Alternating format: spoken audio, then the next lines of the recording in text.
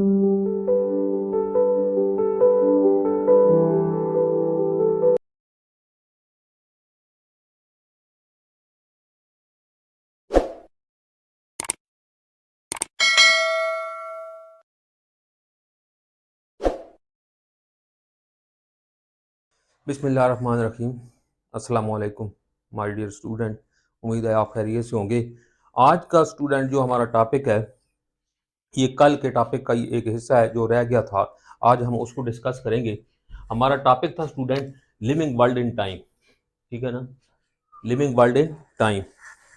और कल हमने इसमें जो है ना लिविंग वर्ल्ड इन टाइम के अंदर, इसके अंदर दो मेथड थे जो अपने फॉसिल की एज मालूम करने के लिए, जिससे अबाउट द अर्ली लाइफ हमें इंफॉर्मेशन मिलती थी। हमने पहला मेथड डिस्कस किया था, एक ना हमने उसमें जो चार्ट बना हुआ है जियोलॉजिकल टाइम चार्ट, उसको डिफाइन भी किया था। फिर हमने एक मेथड सेडिमेंटेशन मेथड हम पिछले लेक्चर में डिस्कस कर चुके हैं। और जो दूसरा मेथड था स्टूडेंट रेडियो एक्टिव मेथड, ये रह गया था। तो कल हमने बिल्कुल उस मेथड के अंदर जो है, जो पहले तो मैं आपको बताऊं ना, जो जियोलॉजिकल टाइम चार्ट था उसको हमने डिफाइन किया था, और उसमें दो चीज़ें मेन थी। एक हमने उसको लेयर कहा था एक पॉइंट में, कि हम किसको स्टडी करते हैं, different type of the layer, ठीक है। और फिर हम उन लेयर के अंदर जो है वो फॉसिल को स्टडी करते हैं in order to gain the information about early life, information हासिल करने के लिए अर्ली लाइफ के मुतालिक। ये हमने उसको डिफाइन। फिर सेडिमेंटेशन मेथड हमने कहा था कि जो वो लेयर बनने का प्रोसेस है, वो मैंने आपको अच्छे तरीके से समझाया था, जिसको हम सेडिमेंटेशन प्रोसेस कहते हैं। और वो जो लेयर बनती हैं सेडिमेंट की वजह से, उनको जिसमें फॉसिल होते हैं, उससे हम अंदाज़ा लगाते हैं कि उनकी जो है फॉसिल की एज क्या है। और उससे हमें पता चलता था कि कौन से ऑर्गेनिज्म जो है वो पहले इवाल्व हुए और कौन से ऑर्गेनिज्म की जो एवोल्यूशन है वो बाद में हुई। मैंने आपको एक एग्जांपल भी दी थी वर्टिब्रेट की, कि जिस तरह फिशेस जो है वो सबसे पहले आई, ठीक है, और बर्ड्स और मैमल आखिर पे आए। तो मैंने इससे पहले वाले टॉपिक का भी नाम साथ लिखा है। आज दोनों टॉपिक का नाम मैंने लिखा हुआ है। पहला टॉपिक हम जो इससे भी पहले पढ़ा था ना टॉपिक, कल से भी पहले लेक्चर में, living world in space student, उसका दूसरा नाम है life on earth, life on the earth. इस टॉपिक ये टॉपिक कौन सा है, लिविंग वर्ल्ड इन टाइम। इसका दूसरा नाम क्या होता है, एज ऑफ द ऑर्गेनिज्म। या मैंने इस तरीके से भी आपको समझाया था कि ये लिविंग वर्ल्ड इन स्पेस में हमने चीज डिस्कस की थी ना, हमने कहा था कि कौन सा ऑर्गेनिज्म किस जगह पे रहता है और वो क्यों रहता है। लेकिन इस जो है ना लिविंग वर्ल्ड इन टाइम के अंदर एक्चुअली हम एज के मतलब ये हमें बहुत इंफॉर्मेशन देता है, और इसी की वजह से एज ऑफ द ऑर्गेनिज्म भी कहा जाता है। ये हमें ये भी बताता है कि कौन सा ऑर्गेनिज्म कितना पुराना है, ठीक है। और फिर हमें ये भी बताता है कि उसकी एज क्या है, उसका एज का भी हमें जो है ना अंदाजा लगा सकता है। जिस तरह हमने कल एक जो मेथड पहला पढ़ा था ना, सेडिमेंटेशन मेथड, उसमें हमें सिर्फ ये इंफॉर्मेशन मिलती थी कि कौन सा ऑर्गेनिज्म पुराना है, कौन सा ऑर्गेनिज्म जो है वो पुराना है, और कौन से ऑर्गेनिज्म जो है वो नए हैं। लेकिन आज का जो मेथड है ना स्टूडेंट, रेडियो एक्टिव मेथड, ये उससे इंपॉर्टेंट है, और ये इसकी अहमियत उससे ज्यादा है, क्योंकि हमें ये दो चीजें बताता है। एक तो हमें ये भी बताता है स्टूडेंट कि ये ऑर्गेनिज्म कितना पुराना है, और दूसरा उसके एज का भी जो है ना हमें अंदाजा बताता है, उसकी एज भी हमें बताता है ऑर्गेनिज्म की, कि उसकी एज कितनी है। तो इसलिए हम कहते हैं कि जो मोस्ट इंपॉर्टेंट मेथड है वो यही है, कौन सा, रेडियो एक्टिव मेथड। इसको डिफाइन करते हैं, इसको डिस्कस करते हैं student. It is possible to date age rocks by comparing the amount of certain radio active isotope they contain. अच्छा, वहां पे तो हमने सिर्फ डीपर जो लेयर थे, हम कहते थे ना, जो लेयर को डिस्कस किया था कि जो जितनी डीपर होती थी इतनी पुरानी होती थी उसमें, और जितनी जो यंगर होती थी वो नई होती थी। इसमें हम उन्हीं लेयर के अंदर स्टूडेंट, हमने ये याद रखना है कि लेयर वही होंगी, ठीक है ना। लेकिन अब हम लेयर, उन लेयर के अंदर हमने जो फोसिल हैं, उन फोसिल में भी देखना है रेडियो एक्टिव आइसोटोप, या फिर उस जगह पे हमने देखना है कि रेडियो एक्टिव आइसोटोप की जो है क्या पोजीशन है। तो रेडियो एक्टिव आइसोटोप कौन से वो कितने कंटेन है, उसकी जो है अमाउंट वो क्या है। पहले तो ये आपको स्टूडेंट पता होना चाहिए ना कि आइसोटोप क्या होते हैं। ये केमिस्ट्री में आसान की ऐसी डेफिनेशन है कि एक ही एलिमेंट की जो दो या दो से ज्यादा शक्लें होती हैं ना, जिसमें प्रोटॉन नंबर सेम होते हैं और न्यूट्रॉन नंबर जो है वो मुख्तलिफ होते हैं, और उनकी यानी कि रिलेटिव एटॉमिक मास तो अलग हो सकती है, लेकिन केमिकल प्रॉपर्टी उनकी एक जैसी होती है, उनको हम कहते हैं आइसोटोप। तो रेडियो एक्टिव आइसोटोप कौन से होंगे, यानी वो आइसोटोप जो मुसलसल जो है ना वो रेडिएशन जो है ना खारिज कर रहे हैं। ये दो बातें आपने आइसोटोप के मतलब स्टूडेंट याद रखनी है। कि ये मैं आपको समझाता हूँ यहाँ पे देखिए स्टूडेंट, कि सपोज ये कोई रेडियो एक्टिव आइसोटोप है, ये एलिमेंट है। अब ये मुख्तलिफ जो है रेडिएशन क्या कर रहा है, खारिज कर रहा है, रेडिएशन खारिज कर रहा है। इसको हम कहते हैं ये क्या है जी, रेडियो एक्टिव है। ये क्या है अब इस पे आकर देखें, शाबाश, ये क्या है, रेडियो एक्टिव है। ये क्या है, इस तरह ये रेडिएशन खारिज कर रहा है। इससे नीचे देखिए, शाबाश, ये क्या कर रहा है स्टूडेंट, रेडिएशन खारिज कर रहा है। अब दो चीजें यहाँ पे हो रही हैं। इस डायग्राम के अंदर आपको दो चीजें स्टूडेंट नजर आ रही हैं। एक तो ये रेडिएशन खारिज कर रहा है, और रेडिएशन खारिज करने के साथ साथ इसकी जो अमाउंट है, इसकी मिकदार, वो भी कम हो रही है। तो उसी को हम कहते हैं कि ये रेडियो एक्टिव है। यानी वो एलिमेंट वो है, उसको हम कहेंगे कि ये रेडियो एक्टिव है, कि वो रेडिएशन भी खारिज कर रहा हो और साथ साथ उसकी मिकदार भी कम हो रही हो, तो हम ये कहते हैं कि ये रेडियो एक्टिव आइसोटोप है। तो उसमें हम ये इस मेथड में हम रेडियो एक्टिव आइसोटोप को देखते हैं कि वो कितना है, उसकी अमाउंट क्या है रेडियो एक्टिव आइसोटोप की। तो किन में देखते हैं इसकी अमाउंट, किन में हम देखते हैं, ओल्डर लेयर में और यंगर लेयर में देखते हैं। The older sediment layer have less of the specific radio active isotope than the younger layer.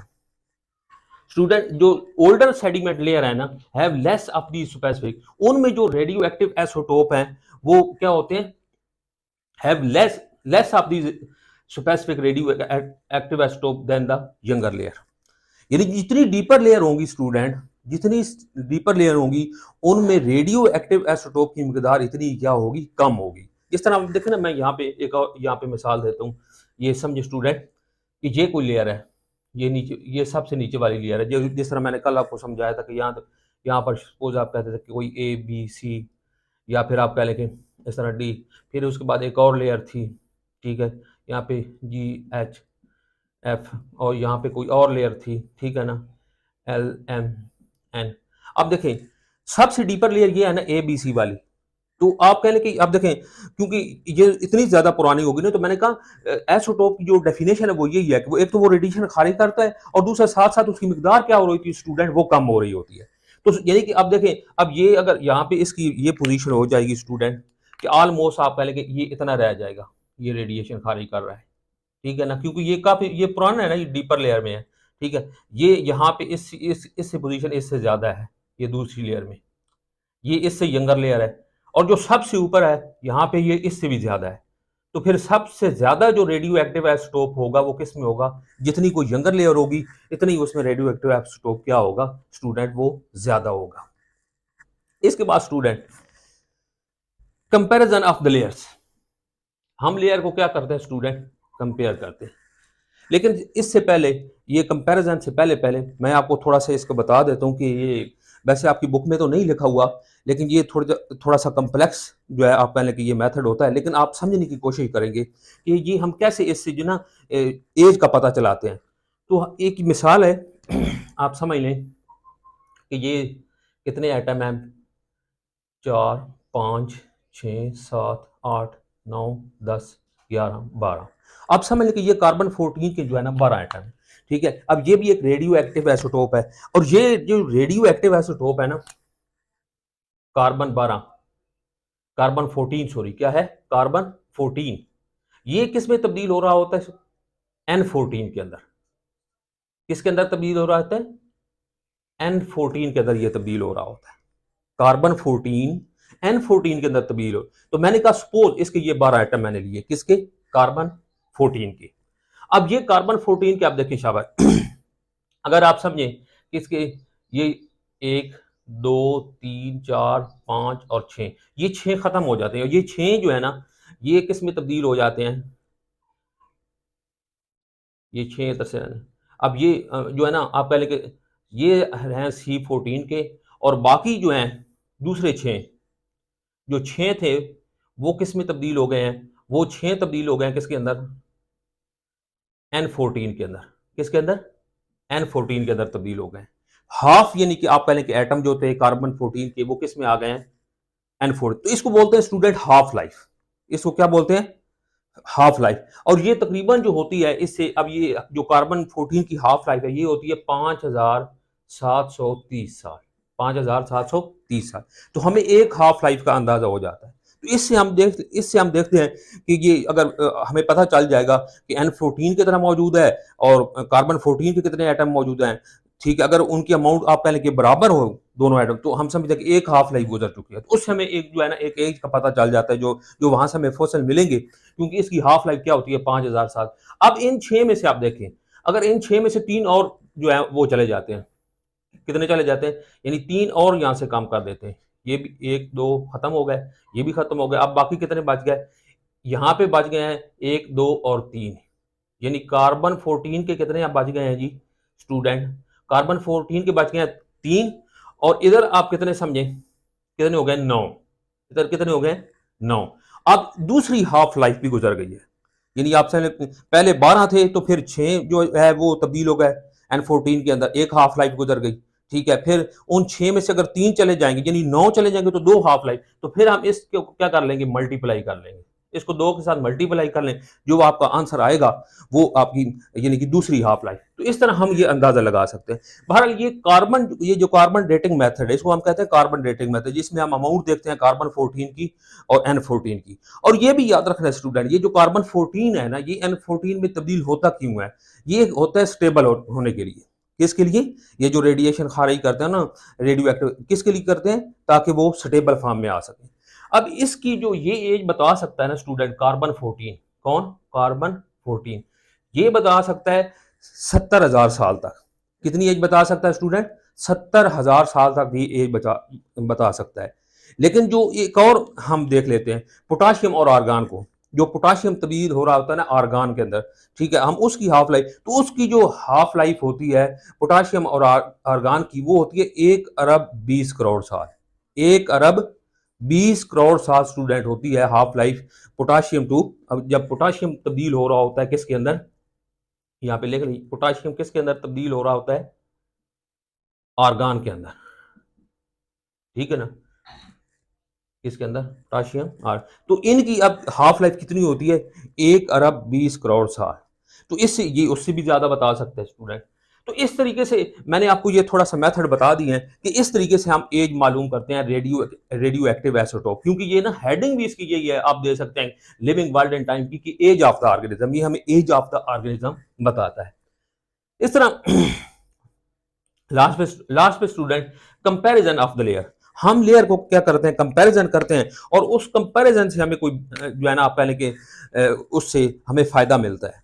दो चीजें हमें मिलती हैं उससे। Number one, a comparison of the layer give an indication of the relative age of the fossil in the rock. क्या हमें पता चलता है जी, relative age of the fossil का पता चलता है जब हम लेयर को कंपैरिजन करते हैं, ठीक है ना। जिस तरह मैंने आपको बताया कि जो जितनी डीपर होगी, ठीक है, वो इतनी ओल्ड होगी, और उसमें रेडियो एक्टिव आइसोटोप की मिकदार इतनी ही कम होगी। Number two, the fossil found in the same layer must have been alive during the same geological period. वो फॉसिल जो आपको एक ही लेयर में मिल रहे हैं ना स्टूडेंट, वो जितने भी जानदार हैं ना, वो आप कह लें कि एक ही पीरियड के अंदर अलाइव हैं, यानी उनकी आप कह लें कि एज जो है वो एक जैसी ही तकरीबन है। इसके बाद स्टूडेंट हम आते हैं जियोलॉजिकल टाइम चार्ट पे। मैं दोबारा बता दूं कि जब कल हमने उसको डिफाइन किया था ना जियोलॉजिकल टाइम चार्ट को, तो उसमें हमने दो चीजें मेन डिस्कस की थी कि डिफरेंट लेयर को हम स्टडी करते हैं और डिफरेंट लेयर के अंदर फॉसिल को स्टडी करते हैं। तो बिल्कुल वही बात आप देख लें कि दोनों मेथड के अंदर हमने यही काम किया है। अब स्टूडेंट आ जाए जियोलॉजिकल टाइम चार्ट के ऊपर। ये थोड़ा आप कह लें कि इस तरह टफ है इसको याद करना, तो बेशक स्टूडेंट आप बड़े आराम से याद कर लें, ठीक है, आराम आराम से याद कर लें, 5-10 दिन में याद कर लें, लेकिन समझ लें जो जियोलॉजिकल टाइम चार्ट है ना स्टूडेंट, एक तो उसमें ये उसमें आपके ये लिखा हुए हैं, एरा लिखे हुए हैं, और ये कितने एरा लिखे हुए हैं, 4 एरा हैं। कितने एरा हैं स्टूडेंट, 4 एरा। ये ऑब्जेक्टिव के लिहाज से बहुत इंपॉर्टेंट बात है। पहला एरा कौन सा है जी, प्रोटीरोजोइक एरा, और इसमें कितने हैं, नो पीरियड, इसमें कोई पीरियड नहीं है। दूसरा कौन सा है जी student, Palaeozoic era, has 6 period, ठीक है, इसमें कितने हैं जी, पैलियोजोइक एरा, इसमें कितने पीरियड है स्टूडेंट, 6 है। ये इंपॉर्टेंट होता है एमसीक्यू के लिहाज से। तीसरा कौन सा है, मीजोजोइक एरा, हैज 3 पीरियड, इसमें कितने पीरियड है, 3। इसके बाद है स्टूडेंट कैनोजोइक एरा, इसमें कितने पीरियड है, 2। तो ये तो आप कह लें कि ना 4 किस्म के एरा थे, मैंने आपको बता दिए। लेकिन इसके अलावा भी अगर ये आप अपनी टेक्स्ट बुक पे डायग्राम देखें ना, तो ये इस तरीके से बनी होती है, उसमें 3 चीजें स्टूडेंट इंपॉर्टेंट होती हैं। कितनी, 3 किस्म की शक्ल वहां पे बनी होती है। कितनी किस्म की, नंबर 1, एक आपको इस तरह की शक्ल नजर आएगी स्टूडेंट, ऐसे, ये आपको एक ऐसे ऐसे शक्ल बनी हुई नजर आएगी। ये शक्ल आपको क्या बताती है स्टूडेंट कि ये पहले ऑर्गेनिज्म ज्यादा थे, फिर क्या होने शुरू हो गए, यानी कम हो गए। पहले ऑर्गेनिज्म यहाँ पे आप समझे ना कि यहाँ पे इस जगह पे ये ऑर्गेनिज्म इनकी मिकदार जो है वो ज्यादा थी, इनकी तादाद जो थी ऑर्गेनिज्म की ज्यादा थी। जैसे जैसे ये आगे गुजरते गए नेक्स्ट पीरियड में तो इनकी तादाद क्या होती गई, कम होती गई। एक और डायग्राम स्टूडेंट आपकी बनी हुई है इस टेक्स्ट बुक के अंदर, उस वो ऐसे है, ऐसे। अब ये डायग्राम आपको स्टूडेंट क्या बता रही है कि यहाँ पे इसकी जो आप पहले के ऑर्गेनिज्म की जो तादाद है वो ज्यादा है, और यहाँ पे ये क्या होगी, कम होगी। पहले भी कम थी, फिर ज्यादा हुई, फिर कम होगी। ये डायग्राम आपको ये बताती है। एक और तीसरी किस्म की डायग्राम स्टूडेंट बनी हुई है, वो कौन सी है जी, वो ऐसी है, ऐसे। अब ये आपको डायग्राम हमें क्या बता रही है कि ये पहले ऑर्गेनिज्म कम थे, और फिर वक्त के साथ साथ जैसे जैसे ये करते गए, यानी वक्त गुजरता गया, इनकी तादाद क्या होती गई, ज्यादा होती गई। तो ये तीन किस्म की डायग्राम है स्टूडेंट, याद रखना। कितनी किस्म की डायग्राम है, तीन किस्म की। ये आप इसको ऐसे ड्रा कर लें तो ये ज्यादा होगा, अच्छा ऐसे, ठीक है ना। पहली डायग्राम कौन सी है, मैं इसको रिपीट कर देता हूँ कि पहले ऑर्गेनिज्म ज्यादा थे, फिर कम होना शुरू हो गए। यहाँ पे इस डायग्राम में ये जो नंबर 2 डायग्राम है, जो आपकी जियोलॉजिकल टाइम चार्ट के अंदर बनी हुई है, कि यहाँ पे ज्यादा है, यहाँ पे भी कम है, ठीक है, और यहाँ पे भी कम है, यानी पहले कम फिर ज्यादा फिर कम।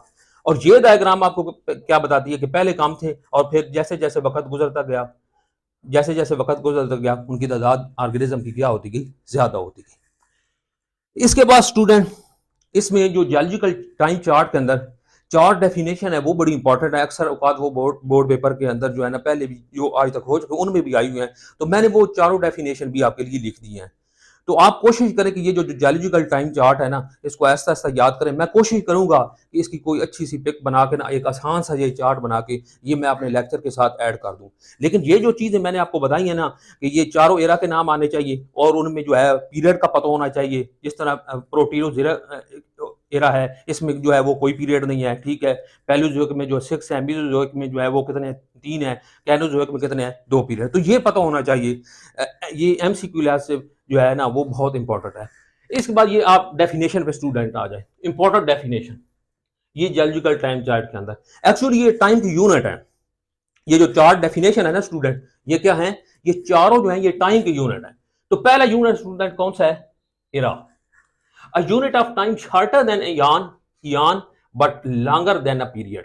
लेकिन ये यानी कि जो इयान है ना स्टूडेंट, किससे, इयान से छोटा होता है, ठीक है, but longer than a period, और पीरियड से क्या होता है, बड़ा होता है, इरा। इसके बाद नंबर 2 पे स्टूडेंट आए, ये तो थी ना नंबर 1। नंबर 2 कौन सी है स्टूडेंट, पीरियड। पीरियड के क्या कहता है जी, a unit of time shorter than era, ये इरा से छोटा होता है, ठीक है, बट लॉन्गर देन इपॉक, और इपॉक से क्या होता है, बड़ा होता है। यानी दोबारा सुन लें कि जो पीरियड की डेफिनेशन है, unit of time shorter than era, era से छोटा होता है, बट लॉन्गर देन इपॉक, और इपॉक से क्या होता है, बड़ा होता है। इसके बाद स्टूडेंट है ये तीसरी डेफिनेशन हमारे पास, यानी तीसरा यूनिट है टाइम का, epoch. A unit time shorter than a period, a unit of time, unit of time shorter than, जो पीरियड से कम होता है, and an age is a division of an epoch, और जो एज होती है वो इसको क्या करती है, यानी इज अ डिवीजन, वो इसकी क्या होती है, डिवीजन होती है, किसकी, एपॉक की। Number 3। Number 4, ion, the largest unit of the time, ये सबसे बड़ा यूनिट है स्टूडेंट। सबसे बड़ा यूनिट कौन सा है जी, eon, the largest unit of the time. ये भी ऑब्जेक्टिव के लिहाज से पूछा जा सकता है। ये कोई भी डेफिनेशन एमसीक्यू में भी पूछी जा सकती है, और शॉर्ट क्वेश्चन में भी पूछी जा सकती है। तो ये चारों डेफिनेशन स्टूडेंट आपकी अच्छे तरीके से क्लियर हो, और आप कोशिश करें कि ये जो जियोलॉजिकल टाइम चार्ट है, जो मैंने कल आपको बताया था ना कि इसके अंदर फिशेज, एम्फीबियन, रेप्टाइल, बर्ड्स और मैमल, ठीक है, जेमनोस्पर्म, एंजियोस्पर्म, ये 2 किस्म, इन्हीं इन्हीं का आपको जिक्र उस चार्ट के अंदर मिलेगा, और आप बड़े अच्छे तरीके से और आसानी से याद कर सकते हैं, और बड़े आराम से कर लें। लेकिन ये दोनों लेक्चर जो है ना स्टूडेंट, ये आप पहले के जितने भी हमने आज तक पढ़ा है इस चैप्टर को, ये दोनों लेक्चर पहले लेक्चर से क्या थे स्टूडेंट, थोड़े टफ थे। तो उम्मीद है आपको समझ आ गया होगा। आज के लिए इतना ही। अल्लाह हाफिज।